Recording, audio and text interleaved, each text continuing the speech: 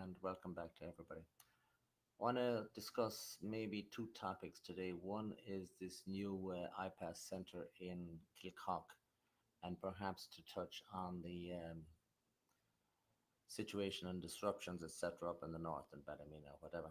But there is two other items that I'll very briefly discuss, not even discuss, just mention actually, before I start.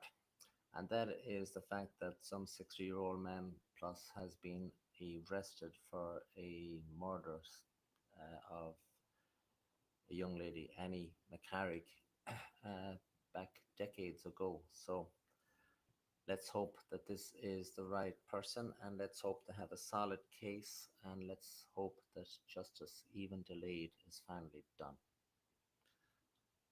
God rest her soul. The other thing I want to just briefly touch on too is this situation with a jet aircraft that crashed on takeoff in some city in India heading towards London.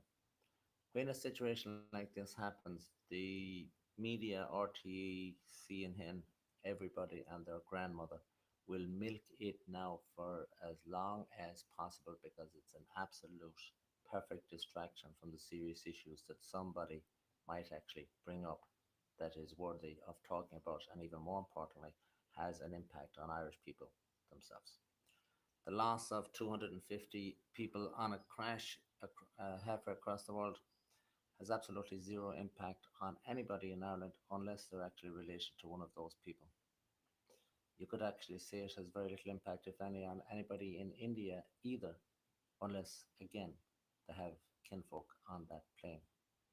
To put it into perspective, I just Googled these stats and the numbers. In car accidents, each and every single day in India, 460 people are killed in car accidents every single day. The number of people that die in India every day is exactly 100 times greater than the number of people killed in that crash, which is 26,700 odd people. Now, when this happens, you're going to have King Charles coming out saying he's shocked and this, that, and the other. You're going to have that little fellow, what's his face, up there in Orson, up the wrong, the guy that has lived off somebody else's sweat for the last 90 years, whatever age he is. I don't know what age he is. And he, of course, was shocked, and my thoughts and my prayers, etc. And that fool, Simon Harris, he was shocked and he instructed the Department of Foreign Affairs to keep monitoring the situation, whatever that means. The plane has crashed and people have been killed, and it's all over. Eventually, hopefully, there will be a inquiry as to what happened. I watched the video of the plane taking off and it crashing. It was only in the air for about 7 seconds. It ascended, it leveled off, and it descended in a smooth curve. To me, there's only two possibilities. One, the plane possibly was overloaded, if you could believe that. Or two, the pilot just got a heart attack or whatever, if you could believe that as well. And indeed, some people will well believe it because it's happening all the time. Anyway, it is as of yet unknown what the cause of that plane crash is. That particular model of a Boeing 7, whatever it was, it's not particularly known for being um, very safe or whatever. So the stock of Boeing had a significant drop today in the stock market, etc., etc. And that will be it, over and done with. But that, of course, will dominate news today. Getting back to the situation in Kilcock, it's a bit of a problem. I could have solved this problem myself. I had a little bit of a time machine to go back a month and a half or whatever. There is a convent in Knock, supposedly having been used up till relatively recently for a home for nuns in their final years where they live out the rest of their lives or whatever. I can only assume it's a beautiful building. I can only assume it goes back a couple of hundred years. I can only assume it's beautiful architecture. It's a significant building in the town. I I understand it's between two schools, so it's in the center of town. It perhaps almost dominates the town. It's a very important building. I did hear some other fellow interviewing a lady that was organizing a protest there for 7:30 this evening. Um, Hopefully, they got a few people out. I would question though how active those people were 6 months ago or whatever, when people were looking and trying to get this word out into the public domain, etc. Now, of course, in Ireland, as these iPass centres and these new people come into each and every single little locality or community, uh, it is now that people are all of a sudden coming out of their shells and getting upset or whatever. The lady anyway said that the building was sold recently for $3.1 million. The solution of this problem, of course, was we had 2 months ago a huge demonstration or protest rally or whatever up there in Dublin.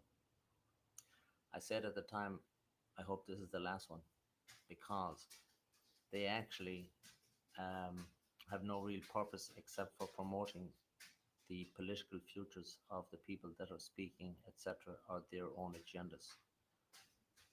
As the man, Mr. Conway down in Sligo says, march them up the hill and march them down the hill, and to no great avail, and then they'll go and have a few beers or whatever. There was, in my estimation, 30,000 people at that protest because I would have calculated using somewhat of a scientific method. Other people said there was 100,000 people that are not known for their abilities in the sciences at all. But anyway, let's just take the smaller figure of 30,000 people. Instead of going up to Dublin that day, those 30,000, if each and every one of them just donated €100, which is a very, very small projection of to what they might have spent that day, probably spent a lot more. Talking to some people that spent considerably a lot more. But even just €100 a day, that turns out to $3 million or €3 million. Had they taken that money and gone down and purchased that beautiful building down there in Kilcock, we today would not have to worry about an iPass centre there at all, and it could be recreated into something to glorify Irish culture, language, history, you name it. There would be a lot of beneficial use to us, but no. So these protests, well, take them now with a grain of salt. And except for the one organised in exactly about a month from now by John Malloy, who actually has stated a purpose for his protest, the one down in Cork, likewise, what was the purpose of that protest? If I'm to believe Tom MacDonald, well, he's not very happy and he's gone off and trying to form a new party for himself. And good luck to you, Tom. At least you're a man, a genuine man. Anyway, that's it. So that is the situation down in Kilcock. And indeed, one of them could be bought every month. But no, you have these people just leading people round in a circle, in my opinion, now at this stage of the game, to their own benefit and not to the benefit of the common good or whatever. I will also briefly touch up there on the situation up in Ballymena. Uh, it's a tough situation up there. I was very surprised to see a lot of well known figures on Facebook coming out and oh man, saying that these people are savages and they're burning, they're doing this, that, and the other. And we are only into peaceful protests. Well, my study of history tells me that peaceful protests are not very productive at all. So, if history is a guide, what's happening now up there is a little bit of a spanner in the works for the game plan of the people that's organizing this situation and this turmoil and this societal uh, chaos.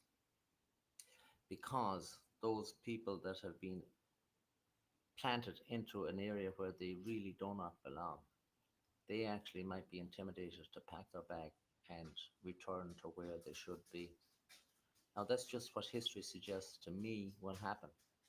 We will see. Anyway, I'm trying to keep these to 10 minutes because 10 minutes is a long time to listen to me. Thank you very much for listening, and tomorrow is another day.